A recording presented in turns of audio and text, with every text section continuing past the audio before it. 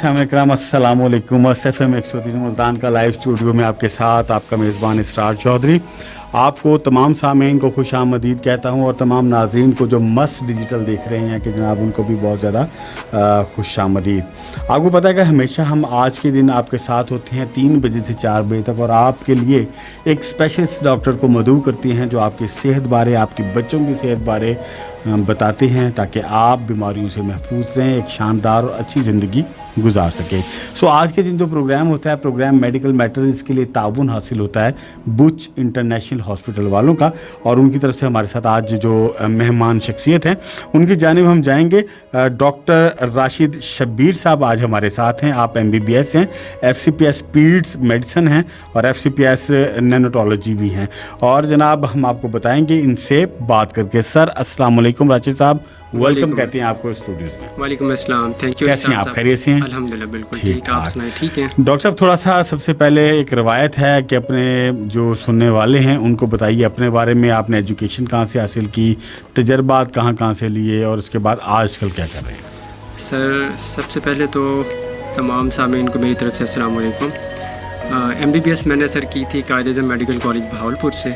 उसके बाद first FCPS मैंने चिल्ड्रन हॉस्पिटल मुल्तान से की थी और फिर सेकंड FCPS के लिए मैं इंडस हॉस्पिटल मुजफ्फरगढ़ में न्यूरोटोलॉजी में सेकंड FCPS की थी। फिर मीनवाइल मैंने इंडस कराची में भी थोड़ा सा टाइम गुजारा था और खान कराची में भी थोड़ा सा टाइम गुजारा था एक्सपीरियंस गेन करने के लिए। तो आजकल मैं बुच हॉस्पिटल में as a head of peds and neurotology department अपने फ़राइज़ सर अंजाम दे रहा हूँ। जी सर, मेडिसिन तो समझ आ गई, पीड्स भी समझ आ गई कि बच्चे हैं। नैनोटोलॉजी के बारे में हमारे सुनने वालों को बताइएगा कि ये क्या, इस फील्ड में क्या है? सर नैनोटोलॉजी बेसिकली जो पीडियाट्रिक्स है उसकी इब्तिदा न्यूरोटोलॉजी से होती है। मतलब जो बच्चे का पहला 1 माह या पहले जो 30 दिन होते हैं उनको जो डॉक्टर साहब देखते हैं उनको न्यूरोटोलॉजिस्ट कहते हैं और जो ये फील्ड है उसका नाम न्यूरोटोलॉजी ही है। ये बेसिकली पहले 30 दिन के जो बच्चे होते हैं उनसे रिलेटेड जो डिज़ीज़ हैं, जो रूटीन केयर है, जो कॉम्प्लिकेशन खुदा न खास्ता अगर हों तो उन सारी चीज़ों पे फोकस किया जाता है इस फील्ड में, जो बेसिकली एक नई फील्ड है लेकिन पाकिस्तान में ये काफ़ी हद तक मर्ज कर चुकी है और प्रोग्रेस कर रही है और इसके आउटपुट भी हमारे पीड्स डिपार्टमेंट में पीड्स बच्चों के शोबे में काफ़ी ज़्यादा इम्प्रूवमेंट आई है इसके आने की वजह से। यानी कि हम कह सकते हैं कि आप नौमौलूद बच्चों के डॉक्टर हैं। जी सर बिल्कुल। यानी कि आसान और फहम ज़बान में अगर हम इसको देखते हैं। अच्छा, आप ये बताइए कि आप हेड कर रहे हैं, आप ये बताइए कि आजकल का जदीद दौर है, वर्किंग वुमेंस होती हैं, काम काज पर होती हैं और माएँ अपनी फिज़िक का भी ख्याल रखती हैं, अपनी सेहत का भी ख्याल रखती हैं। तो रवाज कम हो चुका है मदर फीड का, क्योंकि आजकल एक से बढ़कर एक ऐड आती है और जनाब वो ऐसा लगता है कि उस दूध की तासीर माँ के दूध से भी बेहतर है। लेकिन आपके बारे में कहा जाता है कि आप मदर फीड के ऊपर बहुत ज़्यादा ज़ोर देते हैं, इसकी क्या वजह है? जी सर, ये आपने बहुत अच्छा क्वेश्चन रेज़ किया और मैं चाह रहा था कि मैं आपके तवज्जुह से ये अपनी आवाम को और लोगों को इसके बारे में एजुकेट भी करें। देखिए, सबसे जो इम्पॉर्टेंट चीज़ है बीइंग ए मुस्लिम, हमें इस चीज़ पे ईमान है। कुरान पाक में अल्लाह ताला ने फरमाया कि वालदा अपने बच्चे को दूध अपना पिलाएं। जी, उसमें कहीं पे डब्बे के दूध का जिक्र नहीं है। और दूसरा, इसके फ़वाइद वो वालदा और बच्चे दोनों के लिए ही हैं। बच्चे के लिए हम पहले भी एक दफ़ा अपने लाइव सेशन में बता चुके हैं कि बच्चों में ज़हनी नशोनुमा को मदर फीड से बहुत बेहतर हो जाती है ज़हनी नशोनुमा अगर जो बच्चे मदर फीड लेंगे। जी जी। उसके अलावा पूरी ज़िंदगी मदर फीड बच्चों को मोटापा, शुगर, मौसमी इन्फेक्शन और बहुत ज़्यादा रूटीन की जो इन्फेक्शन होती हैं उससे प्रिवेंट करता है, उससे बचाता है बच्चों को। जी जी। और जो बच्चों की ग़िज़ा की नाली या जो गट फ्लोरा होता है उसको भी नॉर्मल रखने में मदर फीड बहुत ज़्यादा हेल्पफुल होता है। और हम वालदा के हवाले से देखें तो इसके वालदा की सेहत पे भी मुस्बत असरात हैं। वालदा को पोस्टमार्टम या डिलीवरी के बाद ब्लीडिंग या साइकोसिस के मसाइल होते हैं जिसमें वालदा बहुत ज़्यादा परेशान होती हैं। अगर वालदा बच्चे को फीड कराएंगी तो इससे ये ब्लीडिंग और साइकोसिस का मसला काफ़ी हद तक कम हो जाता है जी, और ये रिसर्च से साबित हुआ है। जी डॉक्टर साहब, मज़ीद आपसे गुफ्तगू जारी रखते हैं। एक छोटी सी कमर्शियल ब्रेक है जी, उसकी जानिब हमें जाना है और मज़ीद गुफ्तगू आपके साथ कमर्शियल ब्रेक के बाद। जी वेलकम बैक जनाब, एक बार फिर आपको खुश आमदीद कहते हैं। प्रोग्राम है जी medical matters. Doctor Rashid Bashir साहब हमारे साथ, शबीर साहब हमारे साथ हैं। डॉक्टर साहब, बात हो रही थी नौमौलूद बच्चों के हवाले से और आपने बताया कि जी आप क्यों प्रेफर करते हैं वालदा के दूध के लिए कि जहाँ माँ का दूध पिए बच्चे। अच्छा ये बताइए कि छोटे बच्चों में सबसे ज़्यादा जो कॉमन एक चीज़ होती है नौमौलूद में, उसे कहते हैं जी हम कुछ भी खिलाते हैं उल्टी कर देता है, कुछ भी खिलाते हैं वॉमिट कर देता है। कुछ दाइयाँ जो पुरानी हैं, कुछ माएँ वो कहती हैं ये अच्छा होता है कि जनाब उसने ऐसे वो दूध फूट के निकल आया और जनाब इस तरीके से कोई मसला हो गया। तो मेडिकली बताइए कि ये बार बार निकालना, वॉमिट करना कैसा है? चाह रहा था कि कोई हमारे क्वेश्चन पूछे हमारे ऑडियंस में से कोई। तो इसमें दो चीज़ें हैं, एक है मेडिकल टर्मिनोलॉजी, उसमें आपको थोड़ा सा सिंपल करके बताएंगे, और एक है जो हम उसको आम ज़बान में क्या लेते हैं। देखिए जो छोटे बच्चे का स्टमक या जो मैदा होता है उसको डाइजेस्ट करने में वो थोड़ा सा स्लो होता है, तो उसकी एम्पटिंग थोड़ी सी स्लो होती है। और दूसरा जो स्टमक और ईसोफेगस के दरमियान में एक जोड़ होता है जिसको हम गैस्ट्रोईसोफेगल वाल्व कहते हैं, वो वाल्व थोड़ा सा वीक होता है इन बच्चों में और छोटा भी होता है। तो इनिशियली पहले 4 माह तक बच्चे थोड़ा सा दूध निकालते रहते हैं जिसको हम स्पिटिंग ऑफ मिल्क कहते हैं, तो ये नॉर्मल है। अगर बच्चे की हेल्थ कंप्रोमाइज़ नहीं हो रही, सेहत ठीक है, बढ़ोतरी ठीक है, तो आपको इसकी वजह से बिल्कुल परेशान होने की ज़रूरत नहीं है और घर में बिल्कुल किसी किस्म के पैनिक क्रिएट करने की ज़रूरत नहीं है। इसमें हम आपको थोड़ा सा हल बता देते हैं। हल क्या हो सकता है इसका? हल ये हो सकता है, इसको हम कम किस तरह कर सकते हैं। कम इस तरह कर सकते हैं कि आप बच्चे को कम से कम 20 मिनट के लिए दूध हजम करवाएं। दूध कैसे हजम करवाएंगे? आप बच्चे को वालदा अपने कंधे के साथ लगाएंगे, सीने के साथ लगाएंगी और कमर पे हल्का हल्का रब करेंगी, टैप करेंगी कि ये 15 से 20 मिनट आप अलार्म लगा के करें। तो ये जो वॉमिटिंग का इशू है ये इंशाल्लाह ताला काफ़ी हद तक 20 to 40% तक सॉल्व वैसे ही हो जाता होता है। अगर फिर भी ना सॉल्व हो तो आप हमारे पास तशरीफ़ लाएँ, हम आपको कुछ मेडिकेशन होंगी, कुछ तरीक़ाकार बताएंगे, कुछ आपकी हैबिट थोड़ी इंप्रूव करने की कोशिश करेंगे, तो इंशाल्लाह ताला ये चीज़ें इम्प्रूव हो जाएंगी। लेकिन बिल्कुल ठीक है अपने वक्त पे 4 से 5 महीने पे जाके होती हैं, क्योंकि ये डिजीज़ नहीं है, ये बीमारी नहीं है, ये नॉर्मल प्रोसेस है। जी डॉक्टर साहब आपने डिटेल से बता दिया हमें, लेकिन एक चीज़ और जो सवाल मेरे जहन में आ रहा था कि वॉमिट की बात है, बच्चे रोते बहुत हैं, छोटे बच्चे कहते हैं रोते बहुत हैं, इसकी क्या वजह है? ये नॉर्मल है या ये भी नॉर्मल है? हाँ जी बिल्कुल बिल्कुल, ये तो बहुत ही इंटरेस्टिंग क्वेश्चन है। आप ये देखें कि वे ऑफ कम्युनिकेशन, जो बात करने का तरीक़ाकार, जो कम्युनिकेट हम कैसे कर सकते हैं? हम बोल के कर सकते हैं, हम आँख के इशारे से कर सकते हैं, हम हाथ के इशारे से कर सकते हैं, हम लिख के कर सकते हैं। लेकिन जो छोटा बच्चा है वो ना बोल सकता है, ना वो आँख का इशारा कर सकता है, ना वो लिख के बता सकता है। जी। उसने सारी कंप्लेंट अपनी रो के बतानी है। बच्चा जब रोए तो खुदारा बच्चे के रोने पर माँ को परेशान ना किया करें। उसका रोना हर वक्त बीमारी वाला नहीं होता, लेकिन 90% केसेस में ये खुशी वाला भी हो सकता है। खुशी वाला भी हो सकता है जी। लेकिन 90% केसेस में ये रीज़न होती है कि बच्चे को भूख लगेगी तो वो रोएगा, ठंडा या गर्म होगा तब वो रोएगा। वो बोल के तो नहीं बता सकता ना, आपने एक्ट से बताएगा। एग्जैक्टली। तो दूसरा, अगर नीचे से गीला होगा, पैम्पर गीला होगा, बॉडी गीली होगी, तब भी बच्चा रोएगा। 90% केसेस में यही 3 रीज़न होती हैं कि बच्चा भूखा होगा, ठंडा या गर्म होगा, या गीला होगा तब रोएगा। उसके बाद अगर खुदा ना खास्ता रोना है और फीडिंग कम हो गई तब आप समझेंगे हाँ कोई डिजीज़ प्रोसेस है। अदरवाइज़ आप इसको नॉर्मल ही लें, बच्चा फीड सही ले रहा है, इरिटेबल बच्चे हो जाते हैं टाइम्स, लेकिन दरम्यान में फीड लेना शुरू कर देते हैं, तो ये नॉर्मल है। ये रोना बच्चों का डिजीज़ वाला नहीं है। हाँ अगर फीड छोड़ें तो फिर आप समझें कि एब्नॉर्मलिटी है, खुदा ना खास्ता, फिर हमें दिखाएं आप। जी डॉक्टर साहब ये बताइएगा कि अक्सर शिकायत होती हैं, जो डॉक्टर के पास भी बच्चे आते हैं, आपके पास भी आते हैं कि जी बच्चे के पेट में मरोड़ है, ये मरोड़ क्या चीज़ है सर? सर सबसे पहले तो आपको इसकी डेफिनेशन बता देते हैं। ये मेडिकल टर्म में इसकी डेफिनेशन सिंपल सी ये है कि अगर हफ्ते में बच्चा 3 घंटे बगैर किसी वजह के रोए तो ये कोलिक की डेफिनेशन है, जिसको हम रूटीन में पेशेंट्स को समझाने के लिए बताते हैं कि कोई रीज़न नहीं होगी, बच्चा रोता रहेगा, ये कोलिक, बच्चे कोलिकी होते हैं। तो इससे भी बच्चों की ग्रोथ पे या बच्चों की ब्रेन डेवलपमेंट पे कोई असरअंदाज नहीं होता बल्कि पॉजिटिव असर होता है। ये पॉजिटिव इम्पैक्ट होता है कि बच्चे बता देते हैं कि हाँ। और दूसरी रीज़न ये है कि हम ये सिंपल आपको ये बताते हैं कि जैसे ही बच्चा दूध पीता है, दूध पिएगा तो उसका पेट अब्डोमेन थोड़ा सा डिस्टेंड हो जाएगा। ये मैं आपको एक लेमन लैंग्वेज में समझा रहा हूँ। जैसे बच्चा दूध पिएगा उसका अब्डोमेन डिस्टेंड होगा, जैसे पेट फूलेगा तो बहुत ज़्यादा ज़ोर लगाएगा। जब तक वो स्टूल पास नहीं करेगा, प्लेटस पास नहीं करेगा, तब तक पुरसकून नहीं होगा। तो हम अपने पेशेंट से ये बात पूछते हैं अटेंडेंट से कि वो क्या जब बहुत ज़्यादा ज़ोर लगाते हैं उसके बाद जब स्टूल पास करते हैं तो कंफर्टेबल हो जाते हैं? वो कहते हैं जी हो जाते हैं। तो ये मरोड़ की सिंपल सी एक असेस करने का तरीका होता है, जिससे आप अगर आपको इस तरह की कंप्लेंट लगे तो इस पर भी परेशान नहीं होना और इससे आपने बहुत ज़्यादा पैनिक नहीं होना। तो इसकी जो काफ़ी मिथ्स हैं, एक मिथ ये है कि जब बच्चा वालदा के पेट में होता है इंट्रायूट्राइन, तो उस वक्त वो एक ऐसे इन्वायरमेंट में होता है कि वो एक झिल्ली में एक झिल्ली के अंदर उसी के होता है, अंदर ही घूम रहा होता है, दरमियान में पानी होता है, थोड़ा सा वो हिल भी रहा होता है और ऊपर से ब्लड या खून की वेसल्स गुजर रही होती है, उसमें से हल्की हल्की आवाज़ आ रही होती है। तो एक मिथ ये है कि बच्चा उस इन्वायरमेंट को मिस कर रहा होता है। तो हमने देखा है कि हमारी जो दादियाँ नानियाँ हैं घरों में, लोरी देती है, वो बच्चों को एक झूले में बांध के हल्का सा जो झूले में लिटा देते हैं, हल्का सा रैप कर देते हैं और ऊपर से लोरी देते हैं। तो बेसिकली वो जब इन्वायरमेंट बच्चा रिकॉल करता है तो कंफर्टेबल हो जाता है। तो ये जो हमारी नानियों दादियों वाली मिथ है, ये बहुत ही इफेक्टिव है और घर में बच्चों के लिए काफ़ी मौसर। कुछ ना बोले तो झूला अपनी आवाज़ ची कर रहा होता है, वो भी एक म्यूजिक, वो भी एक बच्चों के लिए म्यूजिक आ जाता है। अच्छा ये बताइए कि कहते हैं कि छोटा बच्चा जो नवमौलूद है उसको पानी नहीं पिलाना चाहिए, उसको सिर्फ दूध पिलाएं माँ का। क्या बच्चों को पानी पिलाना चाहिए? अगर पिलाना चाहिए तो कब कब पिलाना चाहिए? हाँ जी इसरार साहब, ये एक बात तो ये है कि ये बिल्कुल क्लियर है और ओपन है कि बच्चे को हमने 4 महीने तक बिल्कुल पानी नहीं पिलाना। ओके, उसकी बिल्कुल हाँ जी, बिल्कुल सर। उसकी रीज़न ये है कि देखिए जो मिल्क है या दूध है उसमें अल्लाह ताला ने वैसे भी 70 to 80% पानी ही रखा हुआ है। देखिए अगर आपको प्यास लगती है तो लाजिम नहीं कि बच्चे को भी प्यास लगी हुई है, उसको आप दूध पिलाएंगे उससे वो कंफर्टेबल हो जाएगा।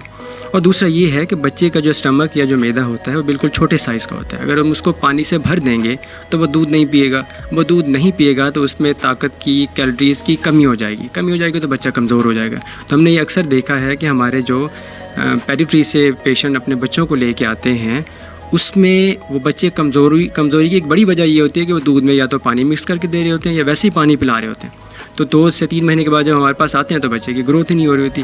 और एक सिंपल सी रीज़न है, इसको हम जब थोड़ा सा सॉर्ट आउट करते हैं तो पता लगता है कि पानी देने की वजह से बच्चा कमज़ोर हो रहा था। तो ये है कि आप बच्चे को सिर्फ 4 महीने के बाद पानी पिलाएंगे, पहले सिर्फ दूध पिलाएंगे। उसमें रिस्क एक ये भी होता है कि आप देखिए पानी दे रहे हैं, पानी के ज़रिए आप इन्फेक्शन भी ट्रांसफ़र कर सकते हैं बच्चे को। सोर्स ऑफ वाटर का तो पता नहीं है, आप फीडर में डाल के देंगे, आप ग्लास में डाल के देंगे तो वहाँ से कंटेमिनेशन या इन्फेक्शन कहीं से भी जरासीम लग सकते हैं। जा सकते हैं। डॉक्टर साहब एक सवाल आउट ऑफ द वे ऐसे जहन में आ गया, माएँ जब भी कुछ कहती हैं शहद चटा दो, हल्का जा ग्लूकोज दे दो, बिल्कुल यानी कि ये चीज़ें भी नहीं देनी चाहिए सर। इस तरह है कि जो शहद है वो पहले 1 साल तक हमने बच्चे को बिल्कुल नहीं देना। उसकी 2 रीज़न, घुट्टी में भी नहीं देना, घुट्टी में भी नहीं देंगे।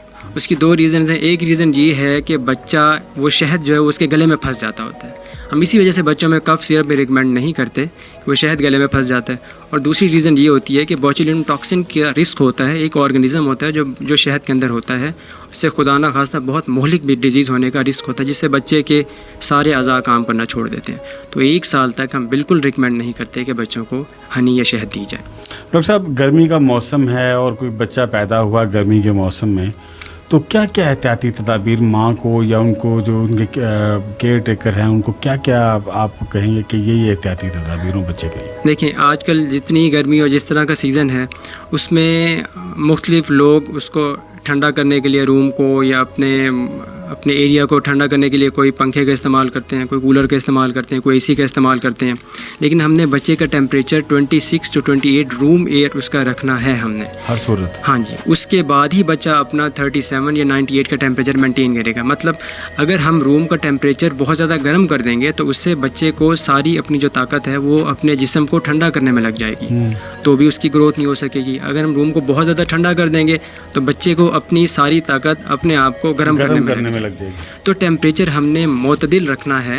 बच्चे पहले 3 महीने तक ना खुद को गर्म रख सकते हैं ना खुद को ठंडा रख सकते हैं। हमने बार बार हाथ धो के बच्चों को हाथ लगा के उल्टे हाथ से टच करना होता है कि गर्म हो गए हैं तो कपड़े कम कर दें, ठंडे हो गए तो कपड़े दे दें। हमने अक्सर देखा है कि जब बच्चे गर्म होते हैं तो माएँ अक्सर बच्चों को पैराडोल के कतरे पिला देते हैं। उसकी कतई तौर पे ज़रूरत नहीं है। आप 10 मिनट के लिए कपड़े कम करेंगे तो उससे बच्चा ऑटोमेटिकली ठंडा हो जाएगा। माएँ सियानी हैं, वो पैराडोल पिला देती हैं बच्चे सो जाएँ, बस वो इसलिए करते हैं। मज़ीद आप हमें बताइए, ये बड़ा अच्छा आपने बताया हमें, और क्या क्या एहतियाती तदाबीर? और एहतियात आप दूसरा ये है कि इन्फेक्शन आप देखें घर में जो भी खांसी नज़ले ज़ुकाम वाले अफराद होते हैं वो छोटे बच्चों को जो 1 साल से छोटे बच्चे हैं उनकी क़ुव्वत मदाफ़त कम होती है, उनको ट्रांसफ़र कर सकते हैं इन्फेक्शन। बड़े बंदे फिर भी ख्याल रखते हैं। हम अपने अटेंडेंट को या लोगों को ये बताते हैं कि घर में जो बच्चे 4-5 साल के बच्चे हैं, 6 साल के बच्चे हैं, उनसे आपने दूर रखना है बच्चों को, न्यूनेट्स को, जब उनको इन्फेक्शन हुई हो। क्योंकि बड़े बंदे ने तो ख्याल करना है कि वो देखेंगे अगर खांसी कर रहे हैं तो एक साइड पर मुंह कर देंगे, अगर इन्फेक्शन वाले हाथ हैं, खांसी वाले हाथ हैं, तो वो बच्चे को हाथ नहीं लगाएंगे। छोटे बच्चे प्यार मोहब्बत में बच्चों को उठा भी लेंगे, सम टाइम मुँह पे खांसी भी कर देंगे। तो जब ट्रांसफ़र होंगे तो वो उस छोटे न्यूनेट के लिए या नौमौलूद के लिए काफ़ी परेशानी का बाइस बन सकते हैं, खुदा न खास्ता। कहते हैं नौमौलूद बच्चे के चेहरे पे मुंह पे भी प्यार नहीं करना चाहिए।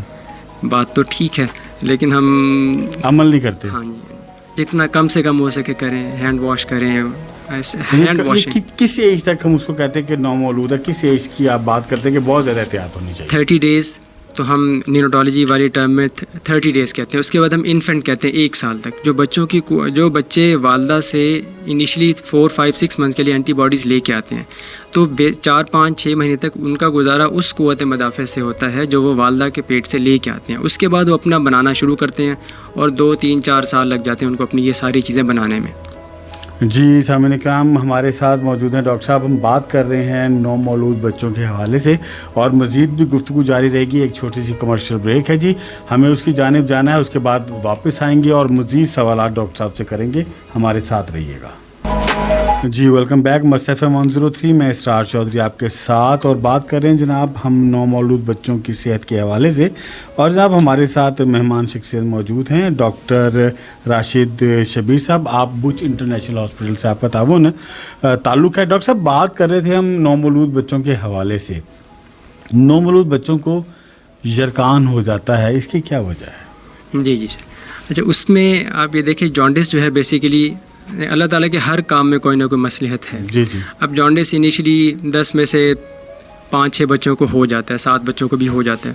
तो अब जब नई रिसर्च आ रही है उसमें ये पता लगा है कि ये जॉन्डिस या ये जो एलिमेंट है ये बच्चों को बेसिकली इनिशियल डेज़ में इन्फेक्शन से बचाता है। एक ये है एंटीऑक्सीडेंट के तौर पे ये एक्ट करता है, और दूसरा बच्चों का इनिशियली जो लीवर है वो थोड़ा सा प्री मैच्योर होता है, तो वो जितना भी जो जॉन्डिस का लेवल होता है उसको वो कोप नहीं कर पाता और जॉन्डिस पूरी जिस्म के अंदर इकट्ठा होना शुरू हो जाता है, यरकान जिसको हम कहते हैं, बिलिरुबिन। तो उसमें हमने ये करना है कि इस दौरान बच्चों को ज़्यादा से ज़्यादा आप फीड कराएंगे, बच्चों को दूध पिलाएंगे, क्योंकि यरकान खून सेल रेड ब्लड के टूटने से बनता है और वो छोटे पेशाब और बड़े पेशाब के रास्ते जिस्म से बाहर खारिज होता है। अगर बच्चे को हम दूध कम पिलाएंगे तो वो स्टेसिस होगी, वो जिस्म में इकट्ठा होता रहेगा, तो वो जॉन्डिस बहुत ज़्यादा हो जाएगा और खुदा न खासा ब्रेन डैमेज का भी रिस्क हो सकता है। तो हम बच्चों को ज़्यादा से ज़्यादा दूध पिलाएंगे ताकि वो ज़्यादा से ज़्यादा स्टून पास करें, ज़्यादा से ज़्यादा वो यूरिन पास करें, तो उसके बाद ही जॉन्डिस बॉडी से बाहर निकल जाएगा। अगर खुदा न खासा आपको लगे कि बहुत ज़्यादा जॉन्डिस हो गया है, बच्चा दूध भी नहीं ले रहा, सुस्त भी हो गया, फिर आपने फ़ौरन हमारी तरफ लेके आना है। हम उसको नीली रोशनी भी लगा सकते हैं जिसको हम फोटोथेरेपी कहते हैं, जो हमारे पास बुच हॉस्पिटल में भी जो लेटेस्ट LED है वो अवेलेबल है। तो उसके अलावा जो नेक्स्ट ऑप्शन है, खुदा न खासा अगर लेवल बहुत ज़्यादा हो जाए तो फिर एक्सचेंज या खून की तब्दीली जिसको हम कहते हैं वो भी हम कर देते होते हैं, लेकिन उसके चांसेस काफ़ी कम होते हैं अगर टाइमली डॉक्टर साहब से रब्ता कर लिया जाए और टाइमली ट्रीटमेंट स्टार्ट हो जाए। डॉक्टर साहब बच्चा जब पैदा होता है नौमौलूद को काफ़ी सारी जो प्रॉब्लम्स होती है उसकी नाफ से होती है, क्योंकि नाफ को कट करते हैं। जी। और कुछ अर्सा उसको लगता है खुश्क होने में, तो उसकी क्या प्रॉब्लम जो होती है उसका हल क्या है? हाँ सर, ये असल में ना एक चीज़ है कि नाफ के हवाले से नाफ केयर है जिसको हम कहते हैं कॉर्ड केयर। तो उसमें काफ़ी ज़्यादा पहले रिसर्च भी होती रही, पहले बातें भी होती रही कि हम इसको इस तरह करें, ये लगाएं वो लगाएं। कुछ लोग देसी घी भी लगा रहे होते हैं, कुछ के ऊपर ऑयल लगा रहे होते हैं। जो अब लेटेस्ट रिकमेंडेशन है वो ये हैं कि अगर आपने एसेप्टिक इन्वायरमेंट में बच्चे को डिलीवर किया है, उसकी कॉर्ड बिल्कुल जरासीमों से पाक इन्वायरमेंट में अगर काटी है तो उसके ऊपर कुछ भी लगाने की ज़रूरत नहीं है। हम रूटीन में पहले पायोडीन या सिप्रिट का 1-2 ड्रॉप्स डाल देते थे। बेसिकली ये जो कॉर्ड है इसको हील करने के लिए अल्लाह ताला ने एक जरासीम रखा हुआ है।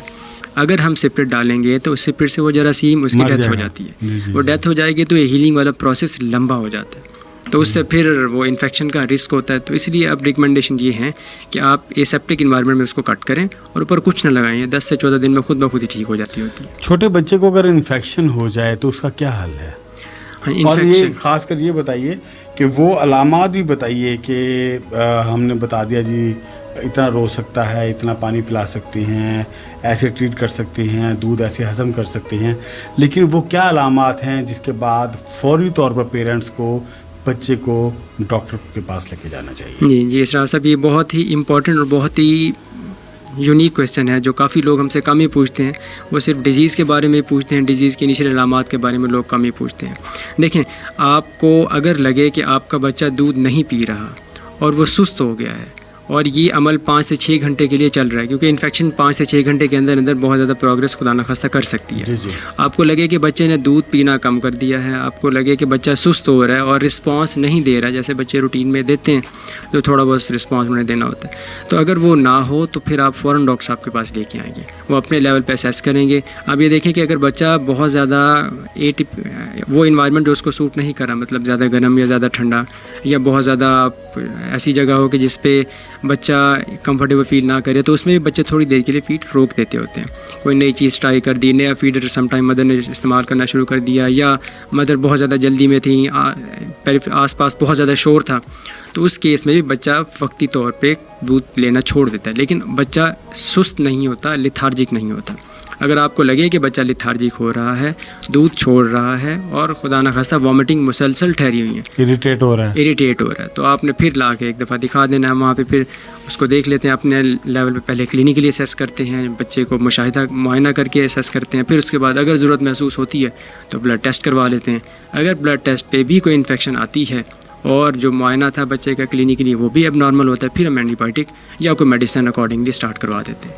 डॉक्टर साहब, ये बताइए कि पेशेंट आता है, बच्चा आपके पास आता है और बुच इंटरनेशनल हॉस्पिटल में आपका जो बेबी केयर का सिस्टम है या आपका जो नर्सिंग सिस्टम है वो कैसा है, वो ज़रा हमारे सुनने वालों को बताइए। जी सर, इसरार साहब, इस तरह है कि हमारा जो नर्सरी है वो हमने जो हमारे बेबीज़ वहाँ पे डिलीवर होते हैं, जो सेक्शन हमारे बुच हॉस्पिटल में होते हैं या जो एसपीडीज़ वहाँ पे होती हैं, ज़्यादा तो हमारी एसपीडीज़ ही होती हैं, सेक्शन तो कम ही होते हैं, तो उनके लिए हमने एक अलग नर्सरी बनाई हुई है जहाँ पे सिर्फ वो बच्चे जाएंगे जो हमारे डिलीवर हुए हैं और उनके साथ हमारी स्टाफ, नर्स या डॉक्टर।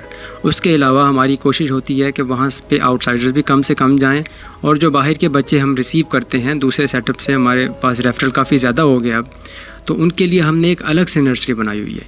वो बच्चे, उनके लिए फिर अलग पोर्शन है कि वहाँ पे हम रखते हैं। जो बच्चे हमें लगते हैं कि इन्फेक्शन वाले ज़्यादा होते हैं उनके लिए अलग पोर्शन है, जिनकी इन्फेक्शन कम दर्जे की होती है उनके लिए हमने उसमें भी मज़ीद डिवीजन की हुई है। तो जो बच्चे हम रिसीव करते हैं उनके लिए हमारे पास बेबी कॉर्ड, बेबी वार्मर, उसके बाद साईपैप या सीपैप जो एक नॉन इन्वेजिव वेंटिलेशन है, जो पूरी दुनिया में इस वक्त इसी की तरफ ही लोग जा रहे हैं, नॉन इन्वेजिव वेंटिलेशन की तरफ, वो हमने रखे हुए हैं। और हमारा फोकस होता है कि हम बच्चे को इसी तरफ ही लेके जाएं अगर बच्चा वेंटिलेशन की तरफ जा रहा है। अगर खुदा न खास्ता उस पर भी टॉलरेट ना करे, फिर इन्वेजिव वेंटिलेशन या वेंटिलेटर्स हैं, जो मसरूई सांस की मशीन जिसको हम कहते हैं, वो भी हमारे पास मौजूद हैं।